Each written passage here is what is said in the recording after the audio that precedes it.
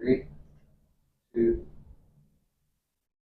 Hey you all, this is Olivia J. Price, your host for Buy or Die. We have in the building Miss Tiffani Hawes in the studio with In the City magazine. So I don't want to give a long intro, but I feel as though I right now have to give you your flowers, Tiffani. From the moment I met you, and this is in the beginning of my real estate career, I was like, this lady is the bomb. And it's crazy how you can manifest relationships. Because I was like, yo, I'm going to meet this lady. And come to find out, you are one of our preferred closing attorneys for our firm now as an independent firm. And just knowing your background and knowing your hustle and knowing how you have numerous real estate closing attorney offices throughout the city. You work with some of the top real estate professionals in Atlanta and throughout Georgia, and yet you still look beautiful. Like, I just want to know that, like, honestly, because some people think with hard work you look like hard work, but with you do it with grace and style.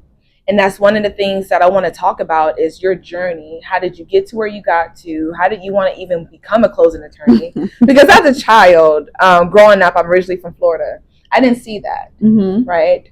In my town, it's very black or white. You know, a lot of people in my town, they go towards the medical field and certain professions, but we don't really talk about real estate and the careers in real estate that you can go into. So I want to see, how did you set forth on that journey? But is there anything that you want to start us with before I start going into my questions? Because I'll start digging deep, but anything that you want to mention before we get into it? Just number one, thank you for the introduction. Like, you know, I love that you're inspired by me being me. You know what I'm saying? So, and to go into how you're able to look a certain way and still do business and still hustle and grind and all this stuff. It's honestly just maintaining who you are, you know what I'm saying? And sticking to the things that you want to do and not doing things because other people want you to do them and all of that. Just really staying genuine to who you are as a person. And that's across all boards, how you dress, how you interact with people, knowing your boundaries and all of that. And if you really keep that close to home, then it's not easy, but it's more digestible. And I can say that too, because you said something very special, was one, keeping your identity. Yes, right? That's the most important thing. Yes, because in our field of real estate, even though you're on a whole other side of the closing table, right? I believe that sometimes it's hard to find an identity. Yeah. When there's so many people in our field, they do it how they do it. And when you come in, how do you find your sense of who you are that made Tiffani Hawes? Because you're everyone's closing attorney. And I've been hearing that slogan since I came into the game. And I'm just like, okay, I see why. I'm like, you're beautiful. You handle your business. You're doing things that some closing attorneys aren't even doing who's been in the game for a long time. So I want to start you off here. How did you even want to consider wanting to be a closing attorney? How did that come about? Was it someone in your family that was a lawyer, or absolutely any not. law people in your family? No law people in my family, no real estate people in my family. It was, you know, people talk about divine intervention or divine things that just happen.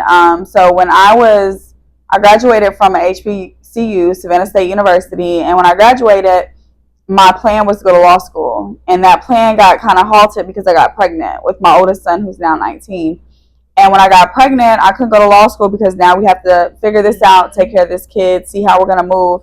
And when and hold on, to stop you, are you originally from Georgia? Something like that. Oh, born in Alabama. Oh, wow. But raised primarily in Columbus, so you're Georgia. a Southern girl too. Yeah, okay. Sure. Okay, we're neighboring states. So. Yes. But when I got pregnant, instead of going to law school, I took this 1-year paralegal certificate program just so I can stay on my course. You know, law school was going to be delayed. And so I took that 1-year course, and then I sent my resume out to every law firm in Augusta, Georgia.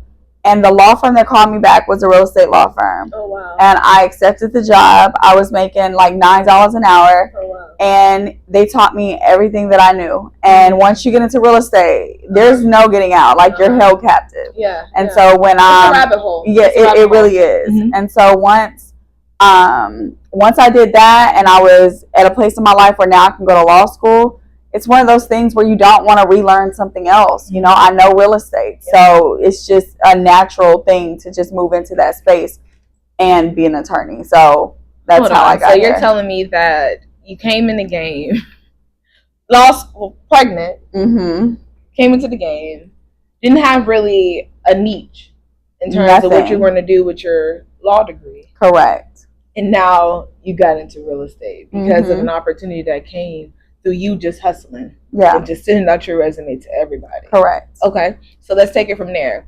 So now that you got your baby, you got your family, you built your family now, building your family now, because we have more kids down the line. We're going to get there too. So pretty much you're in this field. You're new to the field. And how old were you, by the way?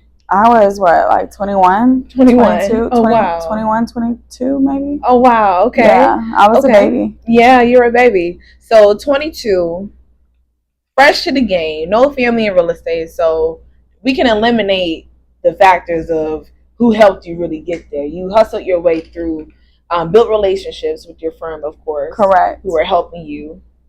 But now they didn't know they were helping me. Oh, explain.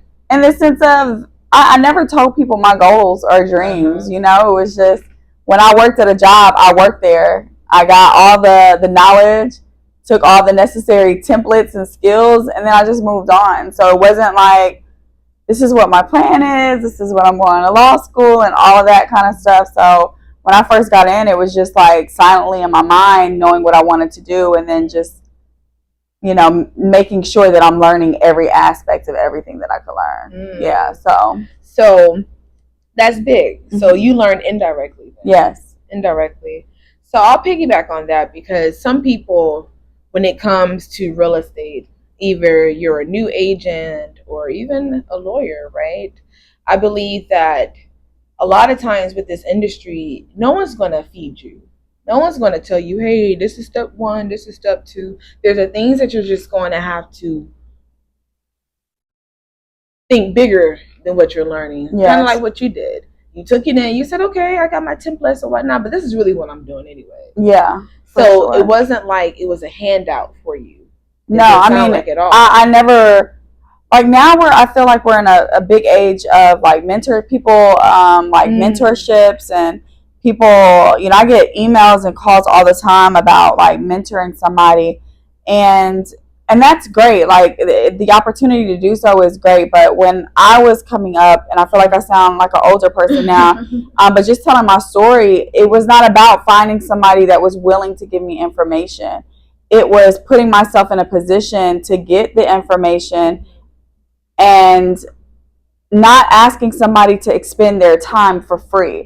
I worked at a job, and for me to do that job, I got paid. But in the midst of me working there, like I said, I made $9 an hour. Somebody might say, oh, you just graduated college and you're only making $9 an hour. But the value long term of that information that I got for $9 an hour turned out to be a really huge return on value for both them at that time, and then for me long term, you know. But now it's like, hey, can you mentor me? It's like, man, if you are dealing with any type of entrepreneur, business owner, any of that, like, time is limited. It's hard to expend time to give somebody, and then there's no value giving back. So if you have a certain area or niche you want to get into, find a way to get employed. Like, get a job there. Like, the money might not be great. Even if you're on a lower level, if you can get into my law firm and be a receptionist, you're going to get the information around you. So the fact that you're a receptionist